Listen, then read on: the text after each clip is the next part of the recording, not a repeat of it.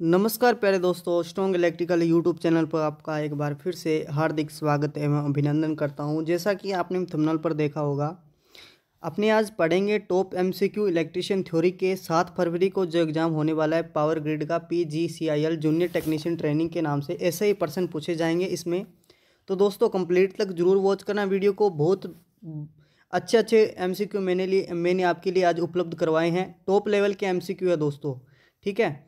तो चलिए दोस्तों फाइनली अपनी इस वीडियो को शुरू करते हैं। शुरू करने से पहले आपसे रिक्वेस्ट है, अगर चैनल पर पहली बार विजिट कर रहे हैं तो सब्सक्राइब जरूर कर लें यार, क्योंकि हम इसी तरह के अपडेट कंटेंट हम चैनल पर प्रोवाइड करवाते हैं। एमसीक्यू सीरीज होगी या कोई भर्ती आती है उसकी अपडेट, भर्ती का एग्जाम कब होगा उसकी अपडेट, एडमिट कार्ड कब आएगा, रिजल्ट कब आएगा, इसी तरह के कट ऑफ क्या जा सकती है, इसी तरह के अपडेट कंटेंट हम आपको प्रोवाइड कराते हैं टाइम टाइम पर दोस्तों, ठीक है।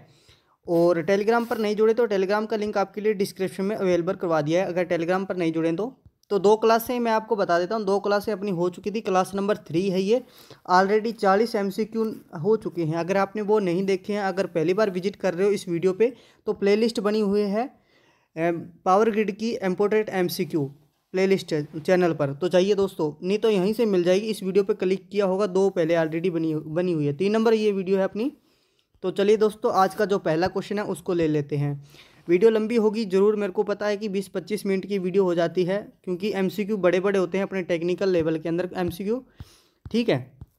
तो चलिए दोस्तों, अपने कर लिए थे 40 क्वेश्चन। क्वेश्चन नंबर है ये 41। वैसे तो 1 नंबर क्वेश्चन से मैं स्टार्ट करूँगा। ये हो गया, देखो ये PDF आपको मैं प्रोवाइड करवा दूंगा जब लगभग 400 से 500 MCQ हो जाएंगे तब, ठीक है। तो आज का ये पहला क्वेश्चन है। देखो सिंपल क्वेश्चन है पर एग्जाम की दृष्टि से बहुत महत्वपूर्ण है, हर एग्जाम में पूछ लिया जाता है। पहला क्वेश्चन कह रहा है कि अर्धचालकों का ऊर्जा अंतराल माना जाता है। क्या होता है अर्धचालकों में जो ऊर्जा अंतराल होता है? पहली बात बता दूं, अर्धचालक होते कौन से हैं। एग्जाम्पल के तौर पर आपको पता होगा, आपने पढ़ा होगा, बेसिकली चीज़ें ही तो अपने के अंदर ITA के अंदर सिखाई जाती है। जर्मेनियम, सिलिकॉन और कार्बन। कार्बन कौन सा? पेंसिल का जो गोटा होता है वो अर्धचालक पदार्थ है दोस्तों, उसको इंक्लूड किया जाता है। अब ये ऊर्जा अंतराल क्या होता है, होता क्या है? वैसे आपको नहीं पता तो आपको बता दूं, ये तो बैंड गैप होता है, ठीक है। एक आपको पता है कि एक चालन बैंड होता है, एक संयोजी बैंड होता है किसी भी परमाणु के अंदर, ठीक है। कोई भी मान लो पदार्थ ले लो, ठीक है, तो उसके अंदर ये होता है एयर गैप, इसको बोलते हैं एयर गैप बोलते हैं, या ऊर्जा अंतराल, बैंड अंतराल। इसकी इकाई होती है इलेक्ट्रॉन वोल्ट। 1% यहाँ से हो गया। तो ये यहाँ से पूछा है कि अर्धचालकों में ये कितना मोटा होता है। तो चालकों की मैं बात करूँ तो चालकों में ये बहुत पतला होता है, ठीक है। ओवरलैप किया होता है, तभी चालकों का ओवरलैप जो होता है, चालक पदार्थ होते हैं उनका जो बैंड अंतराल होता है वो 0 इलेक्ट्रॉन वोल्ट होता है, ठीक है। इसी कारण से धारा प्रवाहित चालकों में आसानी से हो जाता है। वहीं मैं बात करूं अर्धचालक, जो अचालक है, इंसुलेटर पदार्थ है, उनके लिए 5 इलेक्ट्रॉन वोल्ट होता है। बहुत बड़ा ये बैंड अंतराल होता है, 5 इलेक्ट्रॉन वोल्ट उसका माना जाता है, ठीक है। और ऊर्जा अंतराल इनके लिए, अर्धचालकों के लिए कितना होता है? 1 इलेक्ट्रॉन वोल्ट होता है दोस्तों, ठीक है। कितना होता है? 1 इलेक्ट्रॉन वोल्ट होता है। क्वेश्चन नंबर 1 का ऑप्शन नंबर 3 की तरफ जाएंगे। C number option is right answer. अगर वीडियो अच्छी लगे तो पर्सन अच्छी लगे तो प्लीज़ लाइक कर दें यार, और वीडियो को ज़्यादा से ज़्यादा शेयर कर दें। और क्योंकि आपकी लाइक्स की संख्या और शेयर्स की संख्या से देखकर हमारा जो मोटिवेशन है वो बढ़ता है दोस्तों, ठीक है। और इसी तरह के जुड़े रहिए दोस्तों, क्योंकि अभी तक सिलेबस बहुत पड़ा है अपना। मैं सिलेबस करवा दूंगा 7 फरवरी तक, जब तक आपका एग्जाम होगा सारा सिलेबस कवर करवा दूंगा MCQ की तरफ से, ठीक है। क्वेश्चन नंबर 2 देखो क्या कह रहा है कि अर्धचालक शुद्ध अवस्था में व्यवहार करता है। कौन सी अर्धचालक है, सेमीकंडक्टर है, वो शुद्ध है, तो किस तरह व्यवहार करेगा दोस्तों, ठीक है। तो किस तरह व्यवहार करेगा? अचालक की तरह, अचालक की तरह व्यवहार करता है जो अर्धचालक होता है वो शुद्ध अवस्था में। वहीं अपने से ओब्लिक क्वेश्चन नंबर, मतलब इसी क्वेश्चन को घुमाकर पूछ ले, घुमाकर कैसे? अशुद्ध पूछ ले, अर्धचालक अशुद्ध अवस्था में कैसे व्यवहार करता है, तो समवाहक लिख देंगे। मतलब समवाहक ये क्या है? नीमी का नेम है दोस्तों, ठीक है। 2-4 इसमें नीमी के नेम भी मैंने लाए हैं, बहुत मुश्किल से मिलते हैं जो नीमी के वर्ड होते हैं। वो चालक को नीमी में संवाहक कहा जाता है, ठीक है। फ्लक्स को अभिवाहक कहा जाता है, फ्यूज को संगलक कहा जाता है। आगे क्वेश्चन आएंगे इसमें, मैं बताऊंगा आपको, ठीक है। तो देखो चालक कब बन जाता है अर्धचालक? अशुद्ध अवस्था में, ठीक है। और ये देखो 3-4 क्वेश्चन आपके होंगे, ठीक है। इलेक्ट्रॉन वोल्ट अभी मैं बता के आया, 1 इलेक्ट्रॉन वोल्ट इसकी क्या है? बैंड अंतराल है, ठीक है। ये चालक भी अर्धचालक होते हैं, जर्मेनियम, सिलिकॉन। अब देखो क्वेश्चन नंबर 2 क्या कह रहा है कि क्वेश्चन नंबर 2 देखो कि एक तार एक तार की धारा वहन क्षमता किस बात पर निर्भर करती है। मान लो एक तार है, उसमें से करंट फ्लो हो रही है, धारा, वो किस बात पर निर्भर करेगी। ठीक है, इस ये क्वेश्चन पूछ रहा है। तो पहला नंबर ऑप्शन कह रहा है कि तार का आकार, दूसरा कह रहा है तार की विशिष्ट प्रतिरोध, तीसरी कह रहा है एंटन की संख्या। मतलब जो राउंड किए होते हैं ना अपने ओवर हेड लाइनों में दोस्तों, ऐसे तार होती है तो ऐसे यूं करके यूं मोड़ा जाता है, कई तारों के एंटन, बहुत सारे एंटन आपने देखा होगा, छिल्ली होगी तारें, बहुत सारे तारें निकलती है इसके अंदर। तो सभी बातों पे निर्भर करती है, सभी बातों पे निर्भर करती है जो उसके अंदर करंट फ्लो हो रही है वो, कि तारों का आकार क्या है, विशिष्ट प्रतिरोध कितना है और एंटन की संख्या कितनी है। ठीक है, option number C is right answer कर देंगे। इससे हट के क्वेश्चन आता है कि 40 डिग्री सेंटीग्रेड पर इसका जो रेटिंग फैक्टर होता है वायर का, 40 डिग्री, ये क्वेश्चन पूछा जा चुका है। 40 डिग्री सेंटीग्रेड पर एक वायर का जो रेटिंग फैक्टर, उसका मान कितना होता है दोस्तों, लिख लेना। इसका मान क्या होता है, इकाई होता है। ठीक है, क्या होता है, इकाई होता है।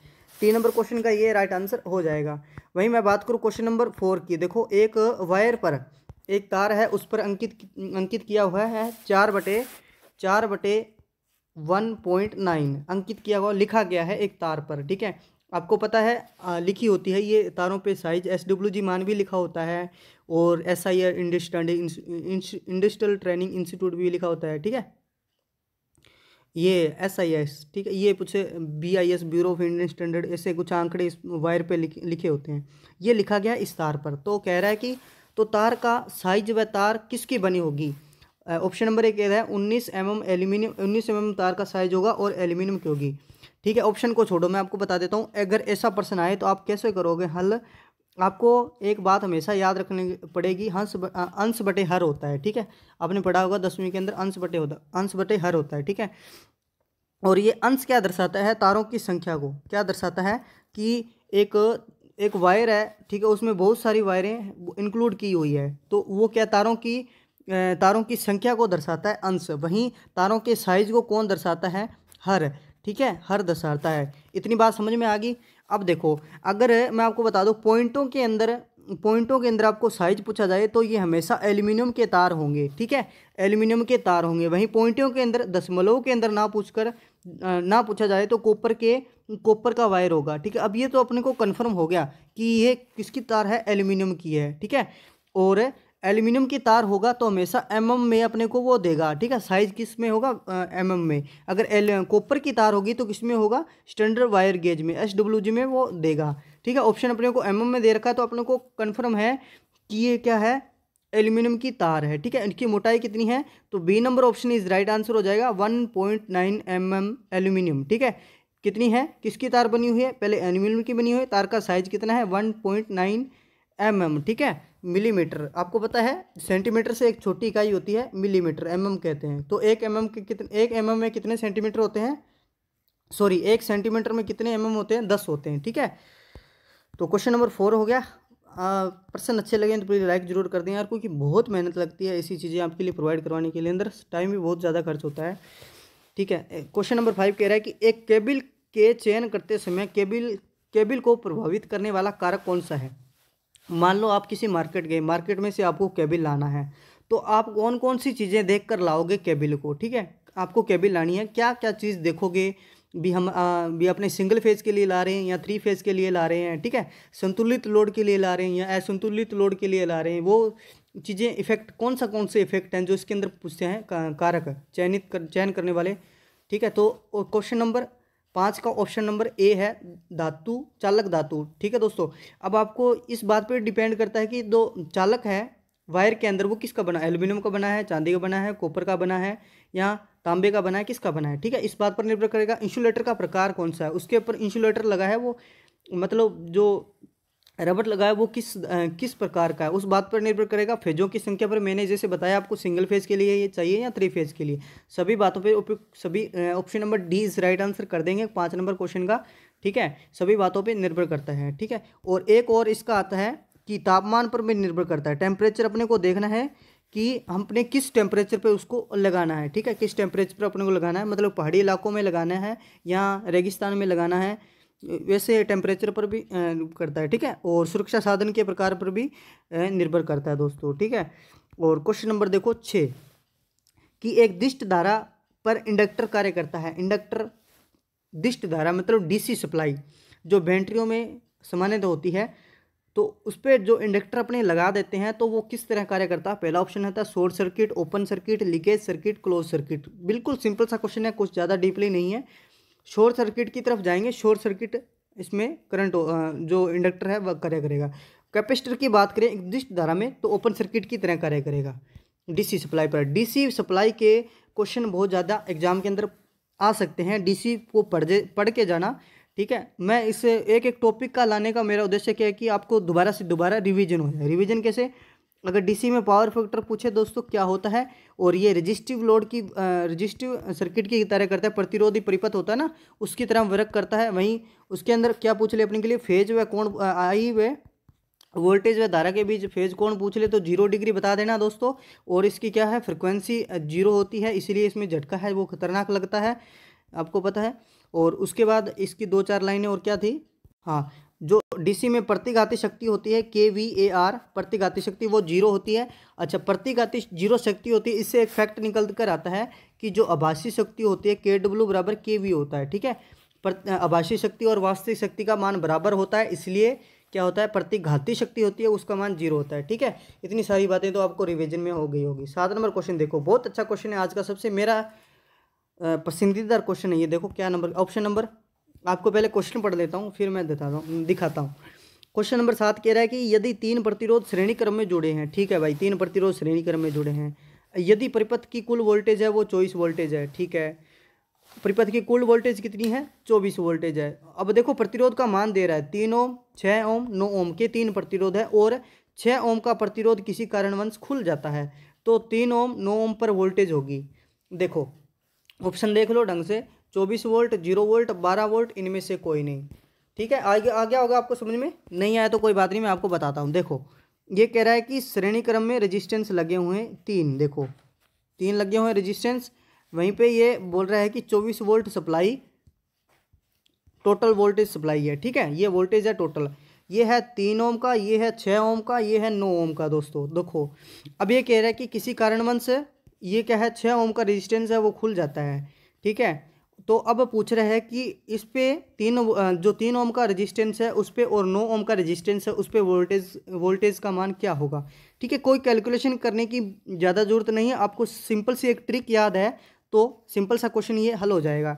देखो आपको याद है कि अगर श्रेणी क्रम के अंदर एक रेजिस्टेंस ओपन हो जाता है तो कोई भी इक्विपमेंट काम नहीं करेगा, पहली बात तो, ठीक है। और जो ओपन हुआ जो इक्विपमेंट है उसके अंदर जो सप्लाई जो वोल्टेज है वो हमेशा सप्लाई वोल्टेज के बराबर हो जाती है, ठीक है। नहीं पता तो मैं बता देता हूँ, क्या कह रहा है कि अगर कोई रेजिस्टेंस ओपन हो जाता है, अगर कोई रेजिस्टेंस ओपन हो जाता है यहाँ से कोई भी इक्विपमेंट, तो अगर उस जो सप्लाई वोल्टेज है वो सबकी सब यहाँ चली जाती है दोस्तों, ठीक है। सबकी सब मान लो 24 वोल्ट यहाँ चली गई, ठीक है, 24 वोल्ट इसके सिरों पर चली जाती। इसीलिए कहते हैं कि जो श्रेणी क्रम है वो बहुत खतरनाक होता है, जो ओपन हुआ सर्किट होता है, ठीक है। और देखो यहीं पे मैं 3 ओम की बात करूँ, फिर 24 वोल्ट इस पे टोटल आ गए, फिर बचे कितने दोस्तों, इधर 0 बचे हैं और इधर भी 0 बचे हैं, 0 दोनों पे बच गए दोस्तों। तो कितनी वोल्टेज होगी, 0 वोल्टेज होगी दोस्तों, कितनी होगी, 0 वोल्टेज होगी 3 ओम और 9 ओम, क्योंकि वोल्टेज है जो सारी खुले सिरों पर चली गई है दोस्तों। आई होप इतना समझ में आ गया होगा। अच्छा क्वेश्चन था ना आज का, क्योंकि ये मेरे को फेवरेट लगा इसलिए मैंने आपको दिया। देखो 8 नंबर क्वेश्चन कह रहा है कि ओम का नियम खालिस्तान पर लागू होता है और लेकिन खालिस्तान पर लागू नहीं होता है।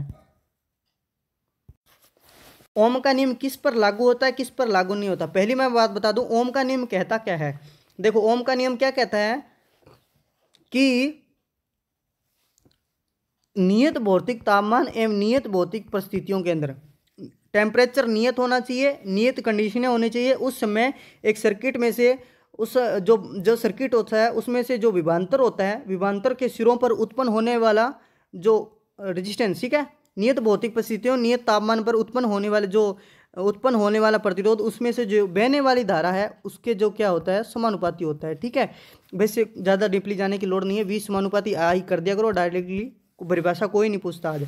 अच्छा ये लगता किस पर है, तो अर्धचालक पदार्थ पे ये नहीं लगता है, अर्धचालक पदार्थ पे ये नहीं लगता है, अचालक पदार्थ पे ये नहीं लगता है, ठीक है। अचालक पदार्थ फिर कौन कौन से, इसमें एक एलईडी आ गया, आर्क लैंप आ गया, ठीक है, ये रेखीय परिपथ हो गया। ये ऑप्शन नंबर सी इसका राइट आंसर हो जाएगा। ओम का नियम कहाँ लगता है? उच्च धारा, हाई करंट और एसी व डीसी दोनों सप्लाई पर लागू होता है ओम का नियम, ठीक है। एसी व डीसी सप्लाई दोनों पर लागू होता है दोस्तों, ठीक है। ये पढ़ लेना ओम का नियम में ऐसे क्वेश्चन पूछे जाते हैं कि भी कभी कभार एग्जाम के अंदर आ जाते हैं। क्वेश्चन नंबर 9 की तरफ बढ़ते हैं। देखो क्वेश्चन नंबर 9 देखो आज का क्या कह रहा है कि यदि किसी प्रतिरोध पर काला नीला हरा भूरा अंकित है तो उसकी सहनशीलता का मान बताइए। यहाँ तो ऐसा क्वेश्चन आ सकता है, यहाँ पूछ सकता है कि प्रतिरोध का मान बताइए क्या है, सहनशीलता आ सकती है, यहाँ प्रतिरोध के मान देकर कलर को पूछ सकता है। एक क्वेश्चन टेबल में से आएगा ही आएगा मेरे हिसाब से, ठीक है। टेबल को जरूर याद कर लेना, आपको पता है क्या होता है। मैंने तो कैसे याद किया है, काला भूरा लाल नारंगी पीला हरा नीला बैंगनी स्लेटी सफ़ेद और कोई रंग नहीं चांदी और सोना, ठीक है। देखो ±1% है दोस्तों इसका राइट आंसर। वहीं ±20% किसका हो जाएगा? विदाउट रंग, जिसका कोई नहीं। चांदी का हो जाएगा दोस्तों, क्या हो जाएगा? ±5 और सोना सुनहरा हो जाएगा गोल्ड, दो उसके लिए ±5%, ठीक है। याद करने ना सहनशील, एक छोटा क्वेश्चन पढ़ सकता है इसमें से, काला भूरा लाल नारंगी पीला हरा नीला और बैंगनी स्लेटी सफ़ेद सुनहरा सिल्वर, ठीक है। क्वेश्चन नंबर देखो क्या कह रहा है, ये एक आज का न्यूमेरिकल है। कह रहा है कि एक तार का लेंथ पहले वाले तार की अपेक्षा 5 गुना खींचा जाता है तब उसका प्रतिरोध 50 ओम हो जाता है और ओरिजिनल प्रतिरोध क्या होगा? नया प्रतिरोध पूछ रहा है। इसके लिए कुछ नहीं, आपको सिंपल सा फॉर्मूला, अगर खींचकर शब्द खींचा जाए किसी भी एग्जाम के अंदर, लाइक से यूपीपीसीएल TG2 यूपी आर्मिनल बाबा ऑटोमिक रिसर्च सेंटर, ठीक है, ETC सेल का एग्जाम हो, कोई भी एग्जाम हो, तो क्या करना आपको, खींचकर अगर एग्जाम के अंदर पूछा जाए तो R2 कर दिया, ये सिंपल सा फॉर्मूला लगा दिया करो, आपका आंसर बिल्कुल राइट होगा। देखो इसमें अब मैं आपको बता देता हूँ वैल्यू कितना, ये खींचा कितना गया है, एन ये है कि खींचा कितना गया, 5 गुना खींचा गया ना, तो यहाँ पे 5 लिख देंगे। एन क्या है, तो R1 अपने को ज्ञात करना है। अब जो ओरिजिनल रेजिस्टेंस है वो ज्ञात करना हो तो वो R2 और R1 सॉरी, और R2 इसमें दिया गया था, ठीक है। यहाँ पे दिया गया 50 ओम, तो कैलकुलेशन करेंगे 25 ओम आएगा इधर, ठीक है, क्योंकि 5 की स्क्वायर 25 होती है और R1 बराबर हो जाएगा ये कितना 50, ठीक है। तो अपने पास अब क्या आपने समीकरण बन गई, ये बन गया अपने पास समीकरण, ठीक है। कितनी हो गई? 5 5 25, तो गुणा में है इसके भाग में जाएगा तो कितना आएगा 2 ओम। 2 ओम इज राइट आंसर हो जाएगा R1। अब कितना है ओरिजिनल रेजिस्टेंस 2 ओम है दोस्तों, ठीक है। सिंपल सा क्वेश्चन था, ज़्यादा इसकी सीरियस लेने की बात नहीं है। सिलेनियम पर जब प्रकाश पड़ता है तब क्या होता है, रेजिस्टेंस पर क्या प्रभाव पड़ता है? घटता है, बढ़ता है, 2 गुना हो जाता है, 4 गुना हो जाता है। तो सिलेनियम पर जब प्रकाश पड़ता है तो उसका रेजिस्टेंस है वो घट जाता है। लिख लेना दोस्तों, कहीं से लाइन मैंने उठा के लाई है, ये सिलेनियम पर ऐसी लाइन आ जाए एग्जाम के अंदर तो घटता है। A नंबर ऑप्शन की तरफ जाओ, उसमें पता नहीं कौन सा ऑप्शन देगा, पर अपने अभी A नंबर ऑप्शन की तरफ जाओगे। देखो रेजिस्टेंस के बारे में आपको पता है, एक PT से होता है पॉजिटिव टेम्परेचर कोफिशिएंट्स, ये लिख लेना दोस्तों, बहुत ही एग्जाम की दृष्टि से बहुत महत्वपूर्ण है। अब ये ट्रेंडिंग में चल रहा है, इसके क्वेश्चन हर एग्जाम के अंदर पूछे जा रहे हैं दोस्तों। PTC चालकों के अंदर धातुएं होती है, वो सभी PTC होते हैं। PTC का मतलब क्या होता है, जैसे ही टेम्परेचर बढ़ेगा उसका रेजिस्टेंस ऑटोमेटिक बढ़ने लग जाएगा। NTC में विपरीत होता है, रेजिस्टेंस बढ़ेगा और तापमान बढ़ेगा और रेजिस्टेंस घटेगा। NTC में कौन कौन सी धातुएं आती है, मैं आपको सीधी बोल कर बता देता हूँ, जैसे कि इलेक्ट्रोलाइट हो गया, ठीक है, इलेक्ट्रोलाइट हो गया और थर्मिस्टर हो गया, LDR VDR वेरिएस्टर अर्धचालक, सभी धातुएं इसके अंदर आती है। वहीं ZTC की मैं बात करूं तो इसके अंदर 2 धातुएं मेरे को मिली है, पहली है यूरेका, दूसरी है मैग्नीन। ZTC का आपको याद है तो आप कमेंट बॉक्स में जरूर लिखिएगा ZTC की, यूरेका और मैग्नीन, ठीक है। PTC जो होता है ZTC मतलब इस पर कोई इफेक्ट नहीं पड़ता तापमान पे, ठीक है। मैग्नीन और यूरेका पे मतलब टेम्परेचर कितना भी बढ़ता जाए पर इसका प्रतिरोध पर कोई प्रभाव नहीं पड़ेगा। ये देखो आज का क्वेश्चन कह रहा है कि प्रतिरोध के श्रेणी संयोजन में यदि 2 प्रतिरोध का अनुपात है 3:4 तो धाराओं का अनुपात क्या होगा? ये क्वेश्चन पूछा जा चुका है दोस्तों। देखो सिंपल सी याद रखनी है अपने को लाइन, अगर श्रेणी संयोजन के अंदर अपने को धाराओं का अनुपात पूछे, पहली बात तो बता दो श्रेणी संयोजन में धारा समान होती है या नहीं होती है? होती है ना, धारा हमेशा समान होती है श्रेणी संयोजन में। वहीं वो समांतर संयोजन में वोल्टेज समान होती है। अब श्रेणी संयोजन में धारा समान होती है, इसलिए धाराओं का अनुपात भी हमेशा समान होगा, चाहे प्रतिरोध कितना भी हो, धाराओं का अनुपात 1:1 ही रहेगा। हाँ, इसमें वोल्टेज में थोड़ा बहुत डिफरेंस आ सकता है, वहीं क्या होगा 1:1 की तरफ जाएंगे, क्या होगा धाराओं का अनुपात 1:1 ही होगा श्रेणी संयोजन में। हाँ, अब इसका दूसरा क्वेश्चन आए कि यहाँ पे समांतर संयोजन है, अगर मैं मान लूँ यहाँ पे समांतर संयोजन हो तब अपने किस तरफ जाना है? तो देखो उस समय वोल्टेज का अनुपात उस समय वोल्टेज का अनुपात 1:1 होगा, वोल्टेज का अनुपात 1:1 होगा। अगर धाराओं का अनुपात पूछे समांतर संयोजन के लिए तो उस समय अपने किस तरफ जाएंगे? देखो अपने को प्रतिरोध का क्या दिया है, प्रतिरोध का दिया है R1 ये दिया है कि 3:4 है। उस समय आप अगर धाराओं का अनुपात पूछे समांतर के अंदर तो डायरेक्टली उल्टा कर देना दोस्तों, ठीक है। क्या कर दोगे? उल्टा I1 और I2 अनुपात। तो I1 को यहाँ पे अपने 4 कर देना है और 3 कर देना है दोस्तों, ठीक है। उल्टा कर देना, जस्ट जो भी रेजिस्टेंस का दिया होगा अनुपात उसका रेजिस्टेंस को उल्टा करके धाराओं का अनुपात लिख देना है। जो R2 की होगी वो I1 की आ जाएगी, जो R1 की होगी और I1 का होगा दोस्तों, ठीक है, R2 का। तो इस अगर समांतर के लिए कौन सा होता तो ये हो जाता, फिर समांतर के लिए क्वेश्चन होता तो बी नंबर ऑप्शन की तरफ जाएंगे। पर बेसिकली अपने को धाराओं का अनुपात श्रेणी क्रम के लिए पूछा तो A1 जाएंगे, उस समय वोल्टेज समान होती है, ठीक है। आई होप इतना समझ में आ गया होगा। सिंपल सा क्वेश्चन है, कुछ नहीं। देखो सेतुदिष्टकारी परिपथ के अंदर, अब इसको क्वेश्चन नहीं पूछा गया है कई भर्तियों के अंदर, पर अब पूछा जा सकता है। देखो एक सेतुदिष्टकारी परिपथ में सेतु संतुलित अवस्था में है तो गैल्वेनोमीटर का विक्षेप दर्शाता है। पहला है, आपको पता है कि सेतुदिष्टकारी परिपथ क्या होता है? ये होता है वही स्टोन ब्रिज। दो अज्ञात मान का प्रतिरोध ज्ञात करने के लिए किया जाता है। इसका प्रयोग अज्ञात मान का जो रेजिस्टेंस होगा उसको ज्ञात करने के लिए किया जाता है, ठीक है। इतनी बात आ गई समझ में। अब देखो ये हमेशा डीसी सप्लाई पर कार्य करता है, ये क्वेश्चन पूछा जा चुका है एग्जाम के अंदर, डीसी सप्लाई पर हमेशा कार्य करता है। सेतु संतुलित अवस्था में होता है, उस समय क्या करता है? गैल्वेनोमीटर हमेशा क्या रीडिंग देगा अपने को? 0 रीडिंग देगा, ठीक है। सेतु संतुलित अवस्था में, सेतु संतुलित अवस्था में कब आएगा? जब पी क्यू बराबर आर एस आ जाए, मतलब चारों भुजाओं का जो ऐसे होता है, ये आपको नहीं दिखाया कभी कभी, ये देखो ऐसे होता है, यहाँ पे लिखता है गैल्वेनोमीटर। ये निरपेक्ष मापी यंत्र होता है दोस्तों, ठीक है, जो कि हमेशा धारा की दिशा को दर्शाता है, धारा की दिशा को दर्शाता है कि इसमें है या नहीं। ये बस इतना ही काम है इसका। आई होप आपको समझ में आ गया होगा। क्वेश्चन नंबर देखो 4 कह रहा है कि 14 सॉरी 200 वोल्टेज 100 ओम का लैंप प्रत्येक KWH के लिए कितने घंटे कार्य करेगा? देखो अब आपको पता है कि KWH बराबर अपने को KWH इसमें अपने को घंटे का ज्ञात करने हैं, तो KWH बराबर क्या होता है? W इंटू H अपॉन के अंदर 1000 होता है, ठीक है, होता है ना, सबको मालूम है। अपने को यहाँ से H निकालना है, तो कैसे निकालेंगे? अपने के पास W नहीं है, W मतलब वाट, मतलब पावर नहीं है अपनी, ठीक है। पहले पावर निकालनी पड़ेगी, फिर पावर निकाल के अपने को घंटे निकालने पड़ेंगे दोस्तों। तो निकालते हैं इसकी पावर। आपको पता है पावर निकालने के लिए दो इसमें दे रखी है राशि, कौन कौन सी दे रखी है? वोल्टेज भी दे रखी है और रेजिस्टेंस भी दे रखा है। तो वोल्टेज से अपने ज्ञात करेंगे 200 इंटू 200 करेंगे, बटे कितने करेंगे? 100 ओम करेंगे, 100 ओम करेंगे, जीरो से जीरो कट गई, और अपने पास पावर कितनी आ गई? 400 वाट, 400 वाट अपने पास पावर आ गई, ठीक है। अब देखो 400 वाट पावर आ गई, अब क्या करेंगे? अपनी 400 वाट पावर का वो W है वहाँ पे रख देंगे, ठीक है। 1000 W इंटू H, ठीक है, उसको 1000 को इधर ले आए, तो अपने को क्या करना? H निकालना, W इसके बटा में चला जाएगा, W अपने पास कितना आ गया? वाट कितनी आ गई? 400। तो इसका कैलकुलेशन करेंगे 2.5 घंटे आ जाएगा, ठीक है। H कितना आ जाएगा? 2.5 कितना, इतना तो आपको पता ही है, आप ITA होल्डर हो। अगर नई वीडियो समझ में आई है, क्वेश्चन समझ में नहीं आया है तो थोड़ा सा बैक कर लीजिएगा दोस्तों। ये देखो कह रहा है कि 3 या 3 से अधिक अवयव जहाँ मिलते हैं उसको क्या कहते हैं? उसको कहते हैं नोड, नोड को बोलते हैं जंक्शन। ये दरअसल क्या कह रहा है? मान लो यूं कोई परिपथ बना हुआ है, मैं एग्जांपल के तौर पर देता हूँ, ये कैपेसिटर हो गया, ये इंडक्टर हो गया और रेजिस्टेंस हो गया। इसको क्या बोलेंगे दोस्तों? इसको क्या बोलेंगे? नोड बोलेंगे, जंक्शन इसको बोला जाता है, ठीक है। आई होप इतना समझ में आ गया होगा। देखो क्वेश्चन नंबर 16 क्या कह रहा है? बहुत ही अच्छा क्वेश्चन। ये देखो मैंने क्या बोला था, फ्यूज को क्या बोलते हैं? संगलक।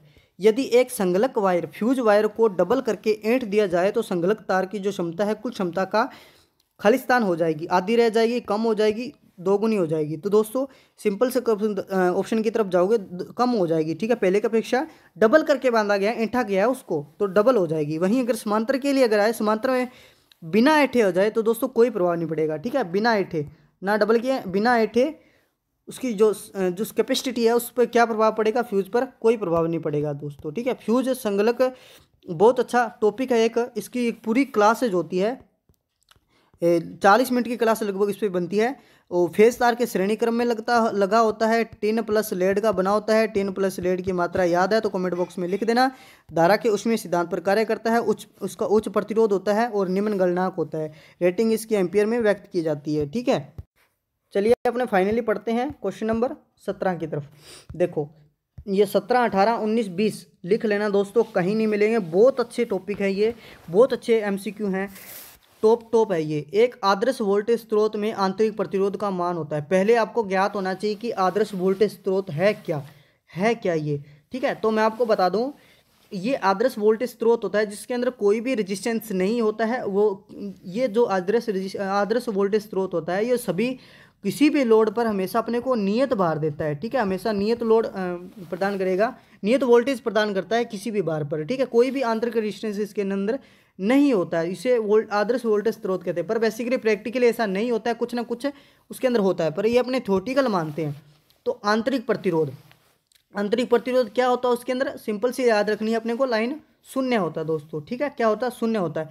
अगर रेजिस्टेंस शून्य है तो फिर चालकता क्या होगी, अनंत, क्योंकि आपको पता है जो व्युत्क्रमण पाती है चालक और रेजिस्टेंस एक दूसरे के चालकता। देखो क्वेश्चन नंबर 1, स्वतंत्र स्रोत की पहचान की जा सकती है। पहले स्वतंत्र स्रोत कहते कैसे हैं, जिसकी वोल्टेज व धारा किसी पर निर्भर नहीं करती हो, अपने आप चलती हो, किसी भी राशि पर, अन्य राशि पर निर्भर ना करती, उस ऐसे स्रोत क्या है, स्वतंत्र स्रोत कहलाते हैं।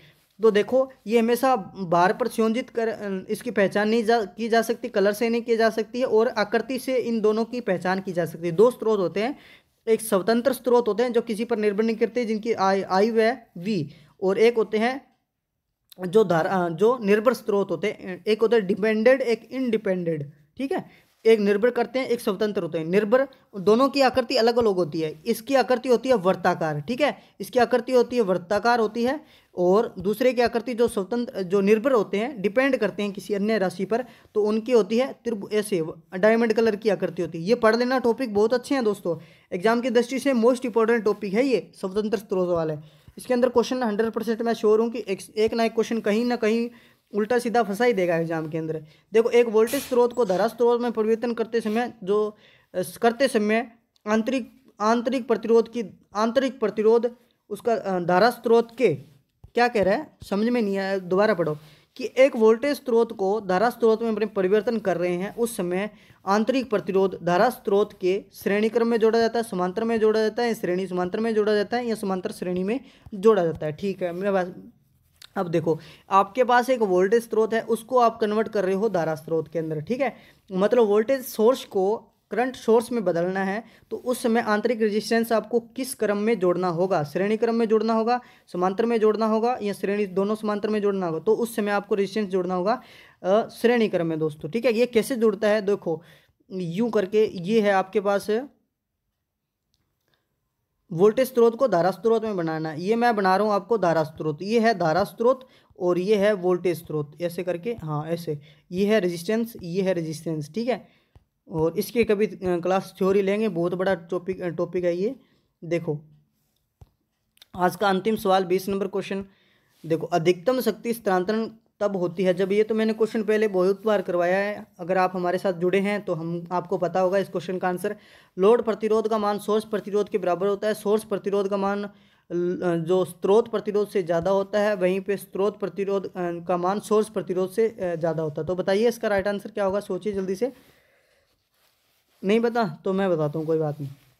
अधिकतम स्थानांतरण शक्ति कब होती है, जब RL का मान, जो लोड रेजिस्टेंस का मान है, जो सोर्स प्रतिरोध के मान के बराबर हो जाए, ठीक है। इस समय अधिकतम जो शक्ति ट्रांसफर होती है, तो उसकी एफिशिएंसी अपने मानते हैं ओनली 50%। दक्षता कितनी होती है इसकी, ट्रांसफर अधिकतम शक्ति स्थानांतरण के समय जो एफिशिएंसी अपने मानते हैं वो 50% होती है, ठीक है। ये लिख लेना, क्वेश्चन के अंदर इंपॉर्टेंट है। अच्छा, अगर इस समय अगर एक लोड, अपने बात कर लेते हैं, एक लोड इंडक्टिव होता है, प्रेरणिक होता है, तो दूसरा लोड होता है ऑटोमेटिकली धारितीय बन जाता है, ठीक है, इंडक्टिव, और दूसरा कैपेसिटिव बन जाता है।